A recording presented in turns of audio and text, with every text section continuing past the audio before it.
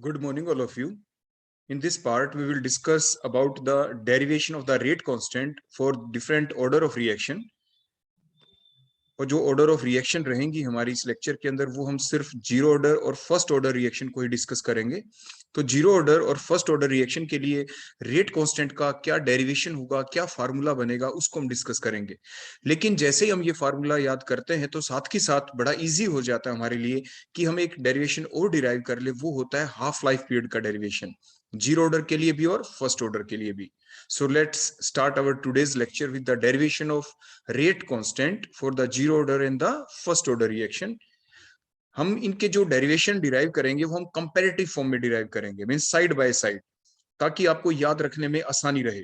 कई बार क्या होता है कि हम एक किसी particular reaction, for example zero order का हम रेट कांस्टेंट डिराइव कर लेते हैं, लेकिन हम जब फर्स्ट ऑर्डर का करते हैं तो फर्स्ट ऑर्डर जीरो ऑर्डर का भूल जाते हैं। तो मिस ताकि हमारा कंपैरिजन भी साथ के साथ हो जाए, लेकिन हमारी स्क्रीन इतनी बड़ी नहीं कि हम साथ के साथ यहाँ पे फर्स्ट ऑर्डर के साथ सेकंड ऑर्डर का भी कंपैरिजन कर पाए। अदरवाइज आप उसको भी कंपैरिजन की फॉर्म में देख सकते हैं। तो स्टार्ट करते हैं हमारा आज का लेक्चर।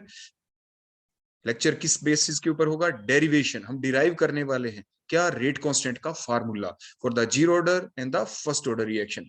एक चीज आपने पढ़ी होगी ना कभी, केमिकल इक्विलिब्रियम का जो आपका चैप्टर होता था, उसमें आपने क्या पढ़ा था कि आप एक टेबल बनाते थे हमेशा ही।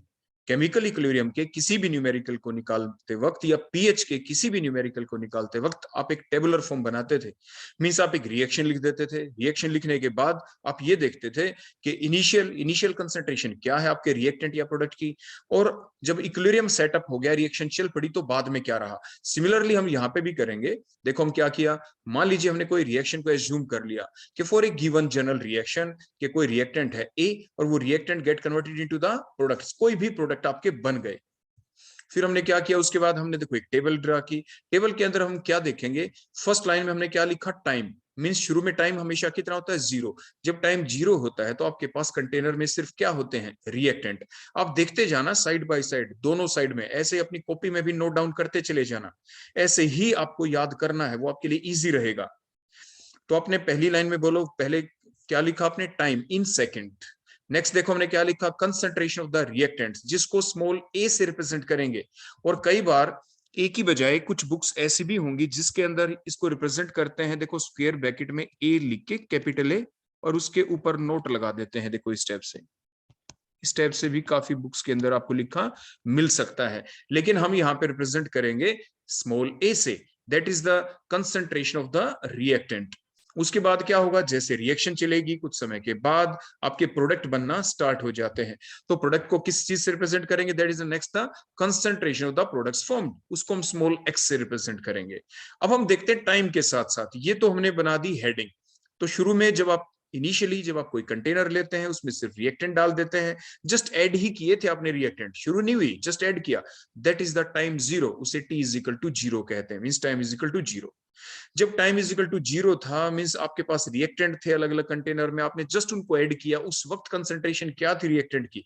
उस वक्त वाली कंसंट्रेशन को हम ए मोल्स पर लीटर कहते हैं। ये जरूर ध्यान रखना, कंसंट्रेशन जो भी हम लेंगे, चाहे वो रिएक्टेंट की ले चाहे प्रोडक्ट की ले, उसको आप मेजर बोलो किस में करेंगे? मोल्स पर लीटर में। ध्यान रखना, देखो मैंने लिख भी दिया मोल्स पर। ऐसे ही प्रोडक्ट की कंसंट्रेशन को बोलो हम किस में लेंगे? मोल्स पर लीटर के अंदर आप लेंगे। ऐसे ही आप दूसरी साइड भी लिख लेंगे। क्लियर हो गया? तो मींस इनिशियल कंसंट्रेशन क्या है रिएक्टेंट की? ए मोल्स पर लीटर। ए मोल्स पर लीटर, स्मॉल ए से लिखेंगे। फिर क्या हुआ, आपके प्रोडक्ट कितने थे जब टाइम जीरो था? कंटेनर में कोई प्रोडक्ट तो बना ही नहीं था। So the concentration of the product is, means the value of small x is zero moles per litre, means product है ही नहीं व्हेन टाइम इज जीरो। तो ध्यान रखें, ये कंडीशन बहुत इंपॉर्टेंट है। दिखने में आपको भले ही ये बड़ी इजी चीज दिख रही होगी, सर इसमें तो मुश्किल क्या चीज है, ये तो एक सिंपल सी बात आपने बताई। व्हेन टाइम इज जीरो, हमें पता है सिर्फ रिएक्टेंट थे, लेकिन ये फिर भी बहुत इंपॉर्टेंट चीज है, ये आप ध्यान रखें। So when time is equal to zero, the concentration of reactant is A moles per liter, and the concentration of the product, that is the value of X, is equal to 0 moles per liter. After some time, the time may be the 10 minutes, 20 minutes, and so on, और in second आप ले लेते हैं फिर उसको। तो कोई भी टाइम था t is equal to t कर दिया हमने, कोई टाइम t हो गया। आफ्टर सम टाइम मीन्स आपके कुछ reactant, some of the reactant get converted into the products. तो प्रोडक्ट आपके कितने बन जाएंगे? x मोल्स पर लीटर बन जाएंगे। तो रिएक्टेंट कितने बच गए? तो ए में से एक्स मोल्स तो चले गए ना, वो प्रोडक्ट में कन्वर्ट हो गए, तो बोलो रिएक्टेंट कितने बच जाएंगे, रिएक्टेंट बच जाएंगे ए माइनस एक्स। तो देखो कंसंट्रेशन ऑफ द प्रोडक्ट क्या है आफ्टर टाइम टी, हमने एक्स लिख दिया, देखो एक्स मोल्स पर लीटर है ये, बोलो क्या है, एक्स मोल्स पर लीटर। ध्यान रखना अपने टेबल में हर जगह मोल्स पर लीटर जरूर लिखेंगे। तो concentration of the product after time T, T time के बाद एक्स प्रोडक्ट बन चुके हैं, x moles per litre product बन चुके हैं। तो रिएक्टेंट बोलो कितने बच गए, शुरू में रिएक्टेंट कितने थे, initially the concentration of the reactant is A moles per liter. So after the formation of the product, that is the X moles per liter, the remaining concentration of the reactant is A minus X. बोलो कितनी हो जाएगी, A minus X. That is the concentration of the reactant after time T. देखो numerical भी जब निकालेंगे ना, तो इन तीन वैल्यूज को अच्छे से दिमाग में आप फिट कर लें। बोलो क्या है, A means initial concentration of reactants. X means the concentration of the product formed after time T. A minus X, what is A minus X? The concentration of the reactant after time T. तो ये चीज आप अपने दिमाग में बिठा ले, क्योंकि जब हम देखेंगे ना what is the rate of reaction after time T, तो जब हम देखेंगे what is the rate of reaction after time T, वो अब हमें निकालना है। तो T टाइम के बाद हमें रेट ऑफ रिएक्शन निकालना है। और रेट लाने बोलो क्या कहा था, रेट ला की डेफिनेशन बोलो क्या थी, रेट ला ने ऐसे कहा था कि rate of reaction is directly proportional to the concentration of the reactant raised to the power of their coefficient after time t. T time के बाद देखना हमें रिएक्टेंट की कंसंट्रेशन कितनी है। तो देखो हमने क्या लिखा, the rate of the reaction after time T, बोलो कैसे लिखेंगे, R is equal to D X by D T. बोलो क्या लिखा, R is equal to D X by D T भी होता है, प्लस और बोलो क्या होता है, इज इक्वल टू के, और ब्रैकेट में क्या लिखा, कंसंट्रेशन ऑफ द रिएक्टेंट। बोलो what is the concentration of the reactant after time T, जो हमने यहाँ पे लिखा है, बोलो हमें यहाँ पे क्या लिखना था, R is equal to this much और के, और रिएक्टेंट की कंसंट्रेशन देखो, कंसंट्रेशन ऑफ द रिएक्टेंट और raise to the power of their, बोलो क्या आएगा, कोफिशिएंट। सिमिलरली इधर भी हम लिखेंगे, मींस के रिएक्टेंट्स और raise to the power of their coefficient N. Coefficient N क्या है, ऑर्डर ऑफ द रिएक्शन। हम इधर डिराइव कर रहे हैं डेरिवेशन जीरो ऑर्डर का, तो एन की वैल्यू बोलो हमने क्या पुट कर दी, जीरो। उधर हम फर्स्ट ऑर्डर का डेरिवेशन डिराइव कर रहे हैं, तो एन की वैल्यू क्या पुट कर दी, देखो 1। और what is the concentration of the reactant, which concentration, the concentration of the reactant. देखो हेडिंग हमने क्या लिखी, हम डिटरमाइन करना चाहते हैं rate of the reaction after time T, तो यहाँ पे रिएक्टेंट की जगह हम क्या पुट करें, concentration of the reactant after time T, वो कितनी है, ऊपर हमने लिखा था ना, देखो ये रहा ए माइनस एक्स। बोलो क्या है, A minus X is the concentration of reactant after time T. तो ये हमने पुट कर दी यहाँ पे। तो बोलो आपका क्या आ गया फार्मूला, देखो नेक्स्ट देखेंगे, ये इतना हो गया ना पुट आपका। देखो dx इज इक्वल टू, बोलो क्या आ जाएगा, देखो समथिंग पावर जीरो। देखो समथिंग पावर जीरो क्या हो जाता है, बोलो वो तो 1 हो जाता है, वो तो 1 हो जाएगा। तो मीन समथिंग पावर अगर 0 1 हो गया तो क्या बच गया, देखो इधर कौन था ये, देखो ये आपका ये बच गया ना, देखो dx by D T is equal to, देखो के आपका यही बच गया, क्योंकि a माइनस एक्स पावर 0 तो आपका 1 हो गया, तो dt को हम ऊपर ले गए यहाँ पे, तो बोलो क्या बच गया, dx इज इक्वल टू के dt। सिमिलरली आप दूसरी साइड में देखें, आपके यहाँ पे हमने क्या किया है, dx by dt is equal to, बोलो क्या है, देखो इसको अगर मैं यहाँ पे आगे लिख दूं, इज इक्वल टू के और a minus X raise to the power, बोलो क्या है आपका 1, यही है ना। तो हम क्या करेंगे, अब बोलो यहाँ पे बड़ा सिंपल सा काम, कि जो dt है इसको तो देखो आप ऊपर ले जाएं इधर, और a माइनस एक्स को देखो नीचे ले आए। वहां पे भी हमने यही किया था, ध्यान दे, a माइनस एक्स को आप नीचे लेके आए हैं। देखो यहाँ पे बोलो क्या था, a माइनस एक्स की पावर 0, हमने यही कहा है ना कि dt को ऊपर ले जाए, दोनों साइड में देखो dt को ऊपर ले गए तो k dt बन गया, देखो k dt। ऐसे यहाँ पे भी देखो एक k dt बन गया था। अब a माइनस एक्स की पावर में जो भी उसको नीचे ले आए, तो a माइनस एक्स की पावर में 0 को आप नीचे ले आए, देखो यहाँ पे dx की आपके डिवाइडेड में, तो a माइनस एक्स की पावर 0 तो 1 होता है ना। तो जब 1 होता है तो dx की पावर में बोलो यहाँ पे कौन आ गया, देखो यहाँ पे dx की पावर में आ गया 1, मीन्स या ये कह दो dx की पावर में बोलो हमने क्या लिख दिया यहाँ पे, जो आपका आ गया a minus X raise to the power 0, जो कि 1 होता है, इसलिए लिखने की जरूरत नहीं। और वहां पे हमने क्या लिखा, देखो dx की पावर में क्या आ गया, a माइनस एक्स, और ऊपर कौन था, बोलो के डी टी। क्लियर हो गया। तो मीन्स a माइनस एक्स की पावर 0, तो यहाँ पे 1 आ जाएगा, इसलिए हम इसको देखो अब हटा ही देंगे। तो बोलो क्या था ऊपर, dx इज इक्वल टू क्या आ चुका, के डी टी, और यहाँ पे क्या आया था, dx divided by a minus X is equal to K D T. अब जो इक्वेशन हमारे पास आ गई है, अब हम इनको करेंगे इंटीग्रेट। नाउ इंटीग्रेट था वो इक्वेशन, अब इन दोनों इक्वेशन को हम इंटीग्रेट कर देंगे। इंटीग्रेट का बोलो साइन क्या होता है, बताओ इंटीग्रेट का साइन देखो ये होता है, देखो steps, that is the sign of integration. देखो हम इंटीग्रेशन करेंगे ऐसे, तो देखो ये हमने इंटीग्रेशन का साइन लगा दिया, तो integrate on both the side. देखो दोनों इक्वेशन में हमने इंटीग्रेशन का साइन लगा दिया, तो अब देखो क्या बन जाएगा अगर हम इंटीग्रेशन करें। देखो यहाँ पे dx का, तो बोलो वो क्या बन जाएगा, वो तो सिंपल x बन जाएगा। k तो कांस्टेंट है, प्लस dt का करेंगे तो क्या बन जाएगा, t बन जाएगा, तो kt plus something constant. Similarly यहाँ पे जब हम इंटीग्रेशन करेंगे dx divide by a minus x है, तो आ जाएगा minus ln a minus x, और उधर क्या बन जाएगा k dt का t, तो kt प्लस में आपका समथिंग कांस्टेंट। तो देखिए हमने ये लिख दिया, बोलो आपका क्या बन गया यहाँ पे, आपका dx का तो देखो x आ गया, तो x is equal to kt plus something constant, equation number 1। और इधर बोलो क्या आ गया, इतने पोर्शन का इंटीग्रेशन किया तो क्या बना, minus ln a minus X is equal to kt का क्या बन गया, बोलो kt प्लस में समथिंग कांस्टेंट, प्लस में समथिंग कांस्टेंट। क्लियर हो गया। अब इसके बाद देखो जब हमारे पास ये आ गया इतना formula x is equal to K T plus something constant integration के बाद, और यहाँ पे क्या आया minus ln a minus X is equal to K T plus constant, तो that is the equation number 1। दोनों साइड में इक्वेशन नंबर 1 आ गई। अब हम इसमें कंडीशन अप्लाई करेंगे, बोलो क्या कंडीशन अप्लाई करें, जो टेबल में थे हमारे पास ऊपर, बोलो कौन सी, when time is equal to zero वाली। तो when time is equal to zero what is the concentration of X, देखो कंसंट्रेशन ऑफ एक्स कितनी थी, जीरो थी, देखो आप ऊपर टेबल में देख सकते हैं। तो वही हमने देखो यहाँ पे कंडीशन लगाई दोनों साइड में, when T is equal to zero तो X is equal to zero. ऐसे इधर भी देखो T is equal to zero तो X is equal to zero. इस कंडीशन को अप्लाई करें इन इक्वेशन नंबर 1। तो इस इक्वेशन नंबर 1 में जब हम ये दो कंडीशन देखो यहाँ पे अप्लाई कर देंगे, तो बड़े ध्यान से देखे, देखो क्या होगा, t is equal to zero, तो देखो ये जो kt है यहाँ पे t की वैल्यू जीरो पुट करेंगे तो ये फैक्टर तो देखो जीरो हो जाएगा, ये तो बोलो कैसा हो जाएगा, जीरो। ऐसे ही इधर when t is equal to zero, तो यहाँ पे ये फैक्टर जीरो हो गया, और x is equal to zero, तो x की वैल्यू कहाँ है, देखो ये रहा x, देखो ये रहा, यहाँ पे x की वैल्यू यहाँ पे जीरो पुट करें, ऐसे वहां पे भी बोलो x की वैल्यू क्या पुट करेंगे आप वहां पे, जीरो, देखो इन दोनों की तरफ।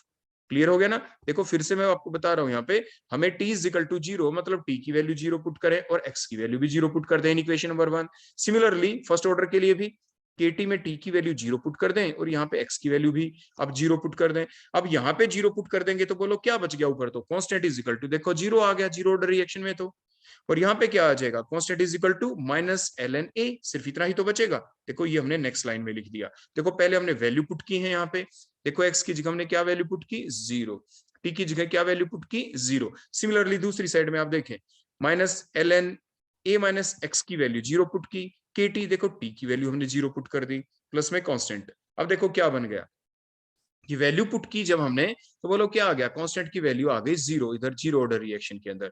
फर्स्ट ऑर्डर में बोलो कांस्टेंट की वैल्यू क्या आ गई, माइनस ln a, क्या आ गई बोलो, माइनस ln a। देखो इस कांस्टेंट की वैल्यू माइनस ln a, क्योंकि ये फैक्टर भी जीरो हो गया, और यहाँ पे देखो माइनस जीरो है तो ये भी हट गया, बोलो क्या बच गया था, सिर्फ माइनस ln a, तो वही हमने लिख दिया।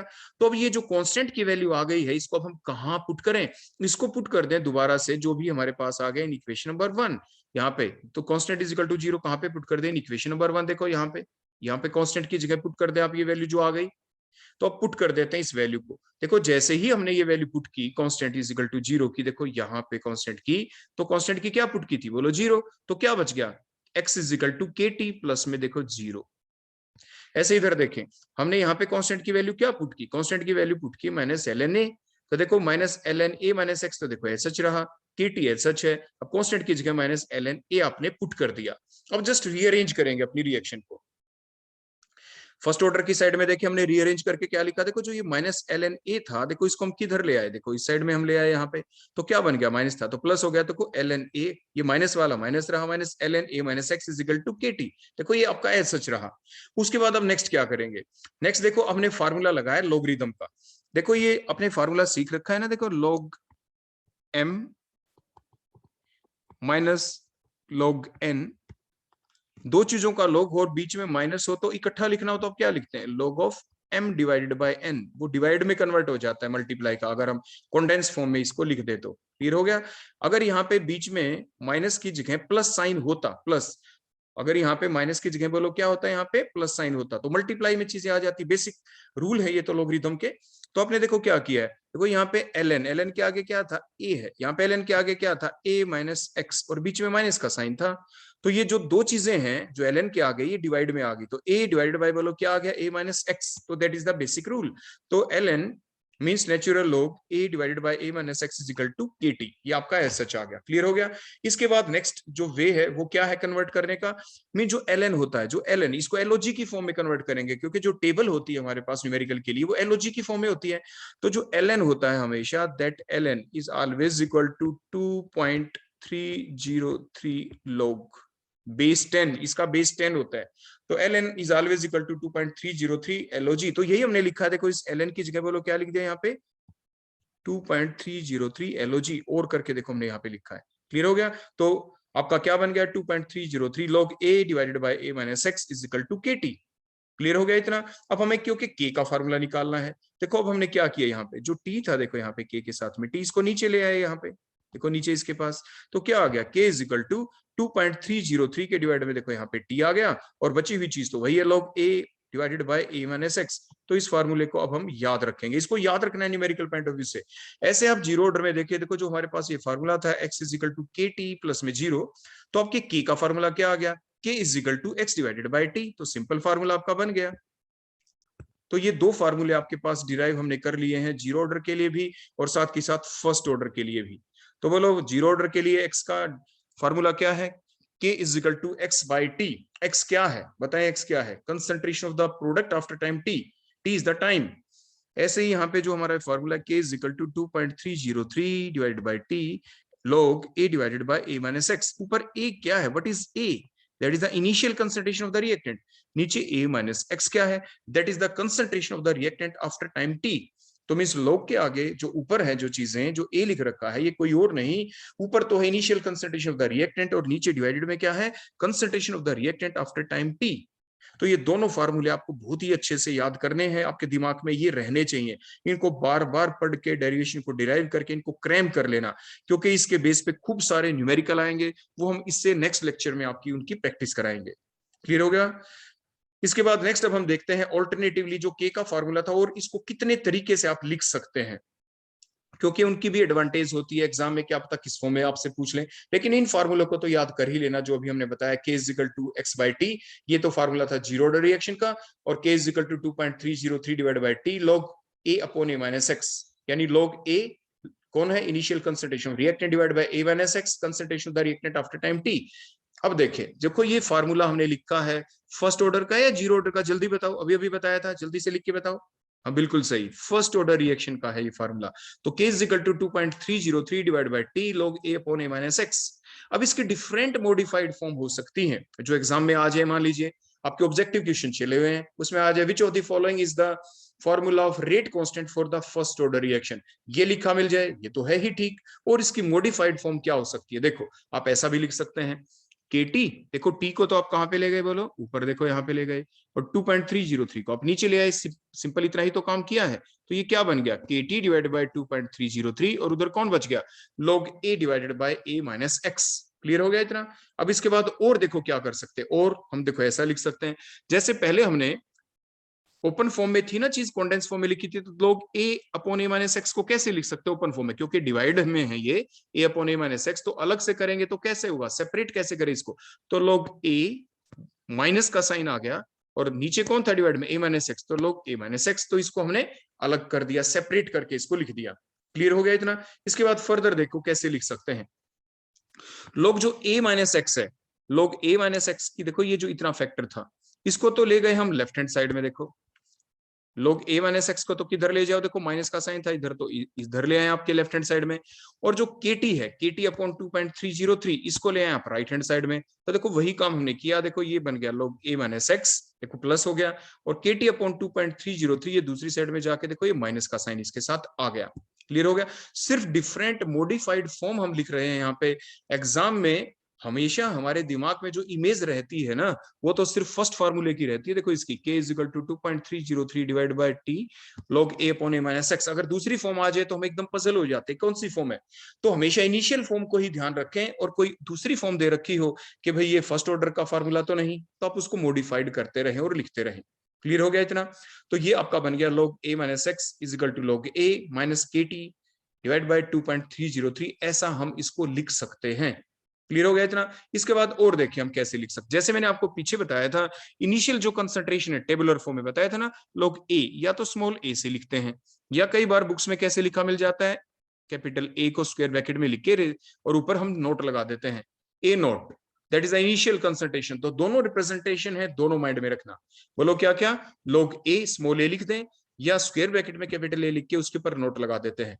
और concentration of the reactant after time T या तो ए माइनस एक्स की फॉर्म में लिख देते हैं, या आप सिंपल स्क्वायर ब्रैकेट में ए को लिख देते हैं।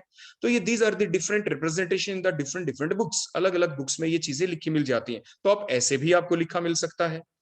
उसके बाद नेक्स्ट आप देखें क्या करें, अब हम ग्राफ प्लॉट करते हैं। ग्राफ प्लॉट किसके बीच करेंगे, आप बड़े ध्यान से देखें, यहाँ पे आपको एक चीज दिख रही होगी, देखो वो क्या है, देखो ये तो है y, देखो ये that is a y is equal to, बोलो क्या हो गया, ये हो गया आपका mx, देखो mx हो गया, और प्लस में देखो ये c हो गया। देखो ये फार्मूला होता है ना आपका, स्ट्रेट लाइन इक्वेशन होती है, बोलो क्या होती है, y is equal to mx plus में c, that is a straight line equation. अब हम ग्राफ प्लॉट करते हैं, x और y के बीच, देखो x और y के बीच हम ग्राफ प्लॉट कर देते हैं। x और y के बीच जब हम ग्राफ प्लॉट करें तो उसके साथ में देखो ये जो m बच गया ये कौन है, ये c बच गया ये कौन है, ये सारी चीजें अभी हम आपको बताने जा रहे हैं। तो अब हम ग्राफ प्लॉट करेंगे, बोलो किसके बीच, y और x के बीच। बोलो y कौन है यहाँ पे, देखो ये जो इधर फैक्टर बच गया ना, देखो log a माइनस एक्स, देखो ये तो आपका y हो गया, प्लस देखो जो ऊपर देखो ये जो t बच गया, देखो ये जो t दिख रहा है, ये t बोलो कौन है, ये आपका देखो x है यहाँ पे, देखो ये रहा x। अब t के साथ जो चीज लगी हुई है, देखो ये माइनस का भी साइन है, ध्यान देना, देखो ये इतनी माइनस के अपॉन 2.303 यहाँ पे बच गया ना, दैट इज द स्लोप। बोलो ये कौन है, दैट इज द स्लोप। तो देखो यहाँ पे ये आपका बोलो कौन बन जाता है, ये स्लोप आपका बन जाता है। क्लियर हो गया। उसके बाद जो c बच गया, ये आपका इंटरसेप्ट होता है, ये आपका कौन होता है, बोलो इंटरसेप्ट, जो यहाँ पे बोलो कौन है, लोग a आ गया आपका। अब हम देखो ग्राफ प्लॉट करेंगे आपके, देखो ये ग्राफ आ गया, आप ध्यान से देखें, आपने बोलो क्या लिखा, लोग ए मीन्स कैपिटल में, या आप इसको बोलो दूसरा वे क्या है इसको लिखने का, आप लिख सकते हैं लोग ए माइनस एक्स, आप ऐसा भी लिख सकते हैं, दोनों ही रिप्रेजेंटेशन ठीक है। ऊपर हमने बताया था ना, ये हमने लिया वाई एक्सिस के ऊपर, बोलो कौन सा एक्सिस है, that is the Y axis. अब एक्स एक्सिस के ऊपर क्या लिया हमने, देखो एम एक्स लिखा था ना हमने, एम एक्स क्या था, टी, देखो ये टाइम हमने ले लिया कौन सा एक्सिस के ऊपर, इधर ये है हमारा एक्स एक्सिस, तो ये हमारा एक्स एक्सिस हो गया, और ये हमारा बोलो कौन सा एक्सिस हो गया, that is a Y axis. Clear हो गया। उसके बाद आप देखें, अब एक चीज और यहाँ पे देखने की क्या है, आप ये देखें कि जो m है उसको हमने क्या बताया था, दैट इज द स्लोप। देखो ये y is equal to M X plus में c में y और x के बीच तो देखो ग्राफ प्लॉट कर दिया, और ये m क्या था, दैट इज द स्लोप। अब ये बताएं स्लोप के साथ साइन कैसा है, अब दूसरे में देख लो, लोग a का ग्राफ किसके साथ है, इस t के साथ, जो t कौन था, x। अब ये जो है यहाँ पे साइन कैसा है बताएं, यहाँ पे साइन है देखो माइनस का, माइनस का मतलब स्लोप इज नेगेटिव, देखो माइनस का साइन है यहाँ पे, आप देख लो दोनों साइड में, तो स्लोप इज बोलो क्या है, स्लोप इज नेगेटिव, स्लोप क्या है, नेगेटिव है यहाँ पे। इसलिए आपने देखा होगा, देखो ये जो हमने ये स्लोप दिखाई, दो लाइन दिखाई, देखो हमारी ऐसे ऊपर की तरफ गई है, नो ऊपर की तरफ तो नहीं गई। बोलो हमारी लाइन कहाँ पे आई है, देखो ये नीचे की तरफ हमारी लाइन देखो प्रोसीड कर रही है, ऊपर से देखो ऐसे नीचे की तरफ, देखो ये हमारी लाइन देखो इस टाइप से चलती चली गई, मीन स्लोप इज नेगेटिव। जैसे रोड होता है ना, एक तो सिंपल रोड स्ट्रेट, एक नीचे की तरफ रोड उतर है, स्लोप इज नेगेटिव। ऊंचाई हो कहीं पे पहाड़ पे आप चढ़ रहे हैं ऊपर की तरफ, स्लोप इज पॉजिटिव। तो ये नीचे की तरफ है, स्लोप इज नेगेटिव। कैसे पता चला, इक्वेशन से। इक्वेशन से कैसे पता चला, जो गिवन इक्वेशन थी वो एक स्ट्रेट लाइन इक्वेशन है, उसको हमने कंपैरिजन कर दिया स्ट्रेट लाइन इक्वेशन से, y is equal to mx plus c से।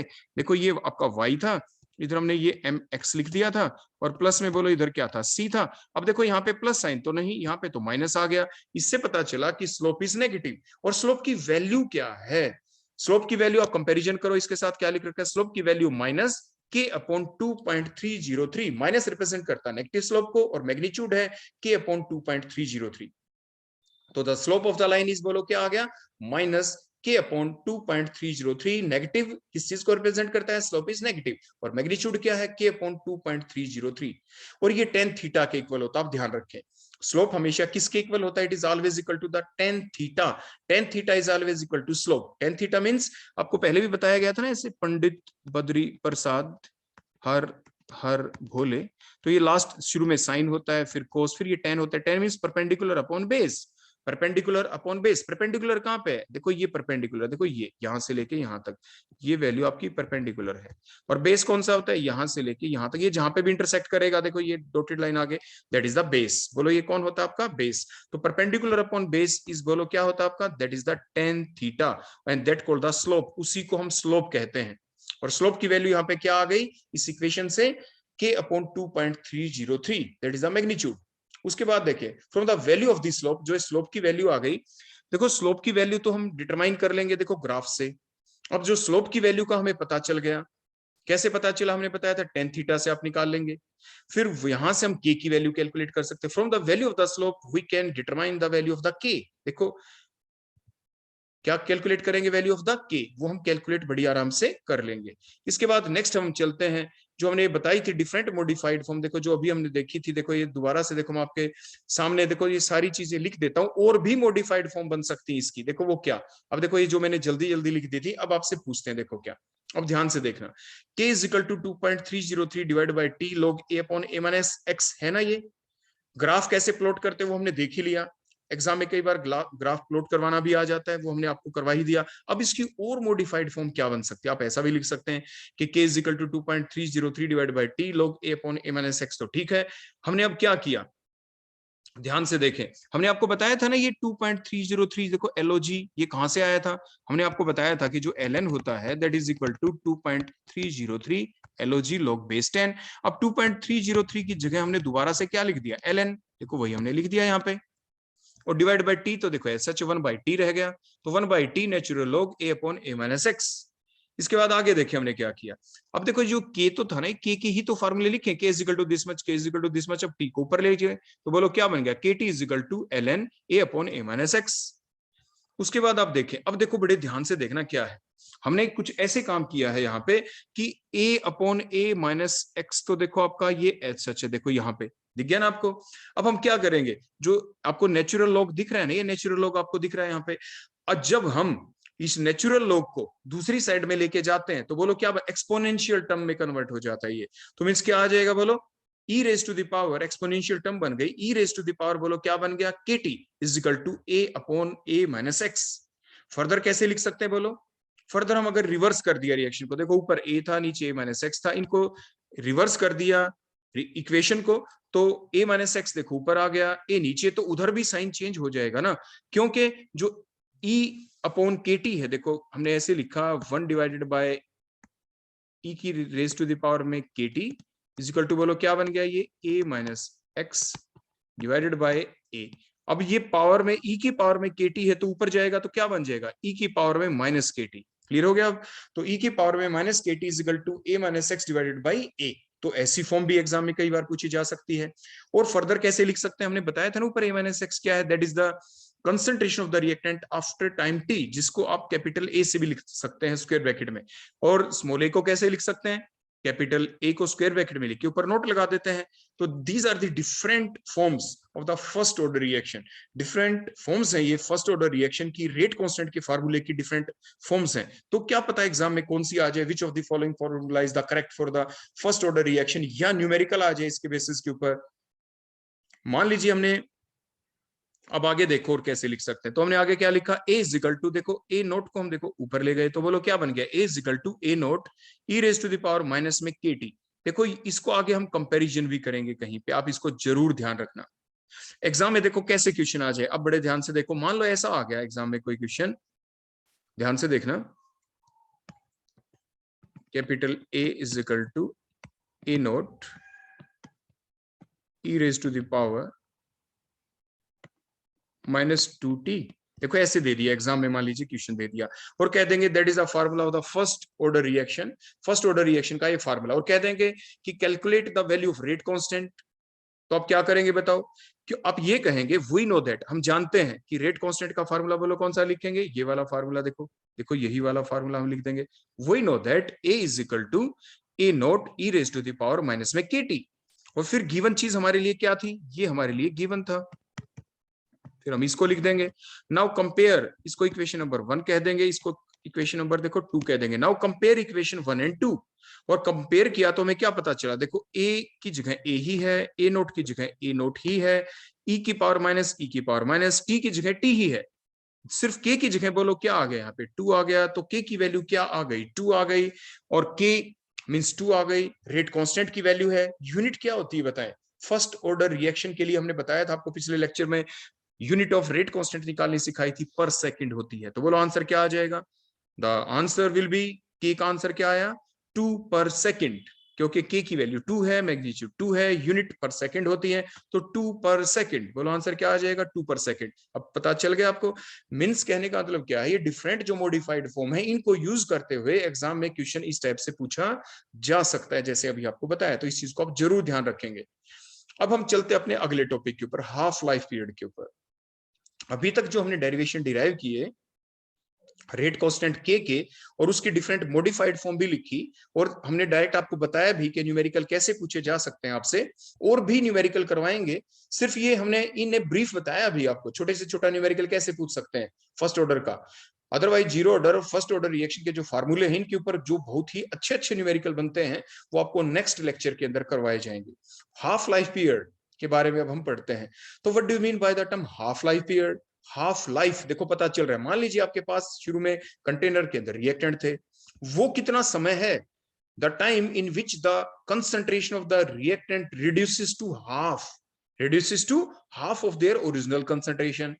मीन शुरू में कंसंट्रेशन जो भी थी अब उसकी हाफ हो चुकी है। शुरू में कंसंट्रेशन ए थी, स्मॉल ए, वो a/2 हो चुकी है। कितने समय में हुई, that is called as the T half. उसे टी हाफ से रिप्रेजेंट करेंगे, स्मॉल टी लिखेंगे और हाफ लिख देंगे 1/2। अभी रिप्रेजेंटेशन भी हम करेंगे यहाँ पे, तो उसकी डेफिनेशन बन जाएगी, the time in which the concentration of the reactant reduces to half या decreases to half of their original concentration is called as the half life period. उसे हाफ लाइफ पीरियड कहते हैं। इसको हम रिप्रेजेंट करेंगे T, और ऐसे half लिख देते हैं, टी हाफ से, या आप नीचे की साइड भी लिख सकते हैं। तो we know that from the first order reaction, first order reaction से हम क्या जानते हैं, बोलो फार्मूला क्या था, इतनी बार हमने पढ़ लिया उसको। हम ये जानते हैं फर्स्ट ऑर्डर रिएक्शन का जो फार्मूला था, अब डेरिवेशन हम डिराइव करेंगे जीरो ऑर्डर के लिए भी, फर्स्ट ऑर्डर के लिए भी। बोलो हमने क्या सीखा, देखो शुरू की तो बेसिक बात है, मान लीजिए कोई रिएक्शन चली हुई है, उसके बाद वही देखो टेबल बनाएंगे, पहले कॉलम के अंदर टाइम लिखा, सेकंड में concentration of the reactant, next में कंसंट्रेशन ऑफ द प्रोडक्ट जिसको एक्स से रिप्रेजेंट करेंगे। उसके बाद time is equal to zero, zero time था तो कंसंट्रेशन ऑफ रिएक्टेंट को ए से लिखते हैं, प्रोडक्ट की concentration zero. But now the question is half life period, T half, when the time is equal to T half, when time is equal to T half, what do you mean by T half, definition क्या थी बताओ, the time in which the concentration of reactant reduces to the half, means आधे reactant product में convert हो चुके हैं। means what is the concentration of the product now, x की value क्या हो जाएगी, now the value of x is equal to a/2। बोलो क्या हो गई, a/2। देखो हमने दोनों साइड में a/2 ही लिख दिया यहाँ पे, क्लियर हो गया। अब उसके बाद आगे देखें, now what is the concentration of the reactant after time t, reactant कितने बच गए, शुरू में reactant कितने थे, a मोल्स थे, कितने प्रोडक्ट बन गए, a/2, तो बच कितने गए, a minus X, minus X कितना करें, a/2, तो मींस a माइनस a/2 इज इक्वल टू, बोलो क्या बच गया, a/2। So that is the concentration of the reactant after time t, t कितना है, t half, means half life period वाला टाइम। क्लियर हो गया इतना, तो ये टेबल बन गया। अब उसके बाद हम टी हाफ का फार्मूला डिराइव कर देते हैं for the zero order and also for the first order reaction. देखो हम ये तो जानते ही हैं for the zero order reaction, बोलो के का फार्मूला क्या आया था, अभी तो डिराइव किया था, k is equal to x/t। तो k का फॉर्मूला x/t है, तो अब हम क्या करें बताओ, यहाँ पे तो एक तो x दिख रहा है, एक t दिख रहा है, x की वैल्यू क्या है, देखो x की वैल्यू आपको ऊपर दिख गई, a/2 है, उसको पुट कर दें आप यहाँ पे इस फार्मूले के अंदर, और तो कुछ है ही नहीं ना। और t की जगह क्या पुट कर दें, t की जगह आप t हाफ पुट कर दें, वही हमने किया। देखो t की जगह क्या पुट कर दिया, t हाफ, उसको आप ऊपर ले गए, और k को देखो आप नीचे ले आए, देखो ये k यहाँ पे आ गया, और k की जगह x की जगह क्या वैल्यू पुट कर दी, a/2। अब उसके बाद देखो यही हमारा फार्मूला बन गया, बड़ा सिंपल सा, बोलो क्या बन गया, T half is equal to a/2 में 2 नीचे आ गया। Now that is the formula of half life period for the zero order reaction. ये आपको याद रखना है, इसके ऊपर न्यूमेरिकल भी आ जाते हैं। बोलो आपने कौन कौन से फार्मूले अब तक याद करने पड़े, एक तो रेट कांस्टेंट का फार्मूला था जो हमने पीछे डिराइव भी किया था, जीरो ऑर्डर के लिए क्या था, k is equal to x/t, एक तो हमें ये याद रखना है। दूसरा जो अभी अभी डिराइव किया हाफ लाइफ का formula, t half is equal to a/2k। A क्या है, what is A here, A is the initial concentration of the reactant, means half life जो है, half life period T half किस पे depend है, बताएं शाबाश जल्दी से, क्या टी हाफ के फार्मूले में कहीं पे आपको ए दिखा, बिल्कुल दिखा, तो टी हाफ जो है, हाफ लाइफ जो पीरियड है जीरो ऑर्डर रिएक्शन के लिए, it depend on the concentration of reactant, it depend upon the initial concentration of the reactant, और डायरेक्टली प्रोपोर्शनल है, देखो ऊपर लिखा हुआ है। क्लियर हो गया? ये बातें आपसे एग्जाम में पूछेंगे। क्या पूछेंगे कि ये बताएं जो हाफ लाइफ पीरियड है जीरो ऑर्डर का, क्या वो इनिशियल कंसंट्रेशन ऑफ रिएक्टेंट पे डिपेंड करता है? तो आप ये फार्मूला लिख लेना, T half is equal to A upon 2k। देखो ये फार्मूला आप लिख देंगे, और ये फार्मूला लिखने के बाद देखो ये वाला फार्मूला, फिर आप क्या देखें इसमें, क्या इस फार्मूले में कहीं पे ए आ गया तो आप कहेंगे बिल्कुल जो टी हाफ है वो ए के बोलो क्या है, डायरेक्टली प्रोपोर्शनल है। क्लियर हो गया इतना? अब हम चलते हैं अपने फर्स्ट ऑर्डर रिएक्शन की तरफ। फर्स्ट ऑर्डर रिएक्शन के बेसिस पे बोलो के का फार्मूला क्या डिराइव किया था हमने, के का क्या था, K is equal to 2.303 divide by T और log a upon a minus X, ये हमने लिख दिया। देखो उसके बाद अब क्या करें, अब यहाँ पे जो टी है, टी की जगह क्या पुट करें, टी हाफ, ए की जगह क्या पुट करें, that is the initial concentration as such रहेगा, a माइनस एक्स की जगह क्या पुट करें, देखो concentration of the reactant after time T, बोलो कितना, a/2, तो ये वैल्यू पुट कर दें आप यहाँ पे। देखो हमने पुट कर दिया, टी हाफ को देखो हम ऊपर ले गए, यहाँ पे के को देखो नीचे ले आए, तो T half is equal to 2.303 divide by K और ए, और बोलो a माइनस एक्स, एक्स की जगह क्या पुट किया, a/2, जो a/2 आ जाएगा। तो देखो क्या आ गया, T half is equal to 2.303 divide by K और log a, नीचे बोलो क्या आ गया, a में से a माइनस 2 किया तो क्या बच गया, बोलो a/2 बच गया। अब उसके बाद देखो क्या करें, हमने आगे क्या करना है, यहाँ पे आप बड़े ध्यान से देखें, देखो a से तो a कट जाएगा, ये डिवाइड बाय 2 था, ये 2 ऊपर आ गया, तो बोलो क्या आ गया, log 2। हमें log 2 देखना आना चाहिए। log 2 की वैल्यू देखो, हो सकता है एग्जाम में वैल्यू गिवन मिल जाए, द वैल्यू ऑफ log 2 की होती है 0.3010, हम वैसे याद भी कर लेते हैं, जैसे मुझे याद है बगैर लॉग टेबल देखे हुए, तो कुछ वैल्यू है log 2 की, log 3 की, log 4 की, log 5 की, ये 3-4 वैल्यू है जो हमें डायरेक्ट भी याद रख लेनी चाहिए, अदरवाइज log टेबल आपके लिए एप्लीकेबल होती है, आप उसको यूज कर सकते हैं, अलाउ होती है आपके लिए, एग्जाम में आप log टेबल को लेके जा सकते हैं, लेकिन कैलकुलेटर अलाउड नहीं होगा कि आप कैलकुलेटर में सीधा पुट करें वैल्यू और फिर log को क्लिक कर दें, log 2 की वैल्यू आपके सामने, नो, एग्जाम में वो बिल्कुल भी अलाउ नहीं होगा। आप log टेबल लेके जा सकते हैं, अपनी केमिस्ट्री की बुक के पीछे देखेंगे, फिजिकल केमिस्ट्री की बुक के पीछे देखेंगे, वहां पे लास्ट में आपके पास log टेबल होती है, जिसके एक पेज आगे एक पेज पीछे, एक ही पेज होता है आगे पीछे, that is a log table. ऐसे एंटी log भी होता है, आगे पीछे वो एंटी log होता है, कैसे देखते हैं वो भी आपको सिखा दिया जाएगा। तो देखो वो अलग से आपको सिखा देंगे हम log टेबल, यानी कैसे देखा जाता है। तो यहाँ पे हमने क्या देखा, log 2 की जो वैल्यू होती है वो होती है 0.3010। देखो हमने ये पुट कर दी log 2 की वैल्यू, देखो यहाँ पे पुट कर दी, पुट करने के बाद क्या हुआ, अब इनको मल्टीप्लाई कर देंगे 2.303 से इसको, तो आंसर आ जाएगा 0.693। तो बोलो फार्मूला क्या बन गया आपके हाफ लाइफ का for the first order reaction, T half is equal to 0.693 divided by K. ये फार्मूले अब हमें याद करने हैं। बताएं, अब ये बताएं कि इस फार्मूले में क्या आपको कहीं पे ए दिख रहा है, क्या एक्स दिख रहा है इसमें, बिल्कुल नहीं। में जो हाफ लाइफ पीरियड है फर्स्ट ऑर्डर रिएक्शन का, वो इनिशियल कंसंट्रेशन ऑफ रिएक्टेंट के इंडिपेंडेंट होता है, वो उस पर डिपेंड नहीं करता। जबकि आपने देखा था ना, देखो ये जीरो ऑर्डर रिएक्शन के अंदर टी हाफ में बोलो ये ए के ऊपर डिपेंड है, डायरेक्टली प्रोपोर्शनल है ए के कंसंट्रेशन के, लेकिन यहाँ पे तो ए है ही नहीं इस फार्मूले के अंदर। तो कोई आपसे पूछे डिपेंडेंट है या नहीं, तो आप फार्मूले को याद करते हैं, आप लिख देते हैं एग्जाम में भी, वी नो दैट। मान लीजिए जीरो ऑर्डर के लिए पूछे तो आप लिख देंगे वी नो दैट, बोलो क्या लिख देंगे कि टी हाफ, देखो T half is equal to A upon 2k। फिर आप कह देंगे कि इस फॉर्मूले में आपको क्या दिखा कि half life period is directly proportional to the initial concentration of reactant, means A के डायरेक्टली प्रोपोर्शनल है, means concentration of initial concentration of reactant पे डिपेंड करता है। लेकिन फर्स्ट ऑर्डर में देखेंगे तो आपके इस फॉर्मूले में कहीं पर भी ए नहीं है, तो हम क्या कहेंगे, half life period is independent of the initial concentration of the reactant for the first order reaction। तो ये हमने कंपैरिजन भी कर दिया है साथ के साथ, ये डेरिवेशन थे आपके हाफ लाइफ पीरियड के जीरो ऑर्डर रिएक्शन के लिए भी और फर्स्ट ऑर्डर रिएक्शन के लिए भी। ऐसे ही बिल्कुल सेम पैटर्न रहेगा, हम आपको बता दें। ऐसे अगर आपको फर्स्ट ऑर्डर रिएक्शन का फार्मूला डिराइव करना हो रेट कांस्टेंट का, तो वो भी आप कर सकते हैं, सेकंड ऑर्डर रिएक्शन का डिटरमाइन करना हो तो आप वो भी कर सकते हैं।